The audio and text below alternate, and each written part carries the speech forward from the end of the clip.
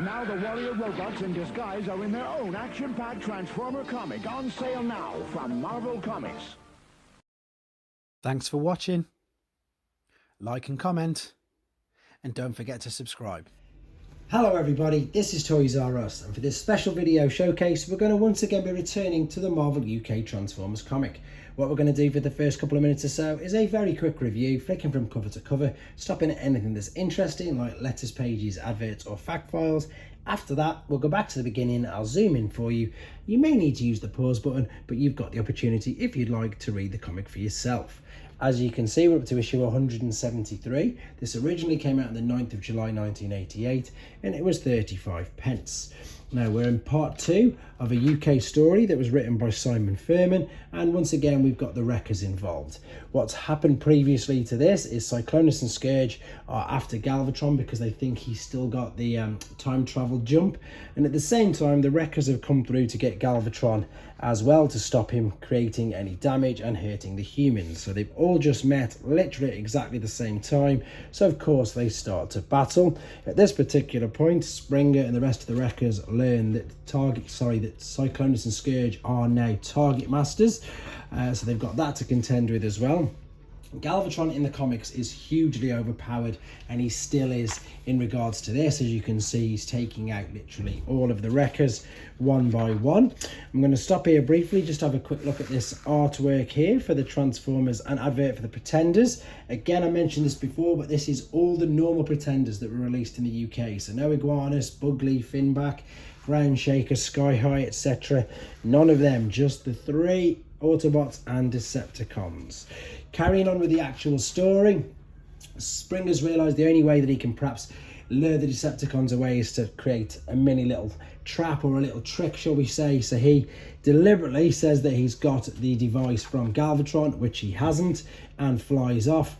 Of course, Cyclonus and Scourge chase after him afterwards, leaving the rest of the Wreckers with Galvatron, and they have to make a choice. Do they go for Galvatron themselves, or do they go and help Springer? And of course the answer is go and help Springer. If you want to read that yourself, you can in a second. Before that, I'm going to go to the letters page, and I know people like to read these, so if I say pause there, you've got the first one, the second one, and some of the ending of the second one. There's the final ending of the second, and if I say pause now, you've got the third letter as well. Now, the B story for this comic was Action Force, or G.I. Joe as it's known in the rest of the world, and this is because the G.I. Joe comic didn't sell too great, so they just combined it with the Transformers one. We've also got an advert for next week's issue. We've got a mini comic strip called Combat Colin, and again, I know people like to read that. And then the advert on the back is for them sweets that are definitely still about nowadays. That is the Pez sweets. That's your mini review, guys. What I'm going to do, I'm going to be nice and quiet. You still may need to mute because there may be some background noise with me being at work.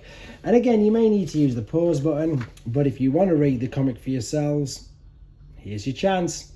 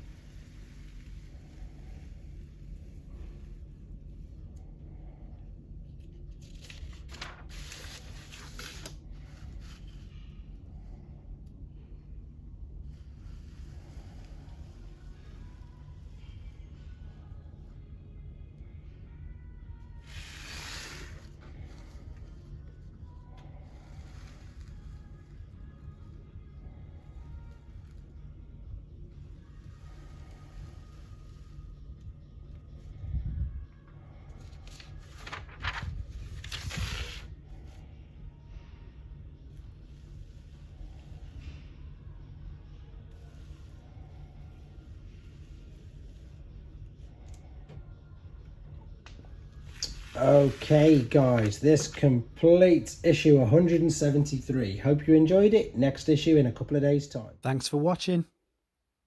Like and comment, and don't forget to subscribe.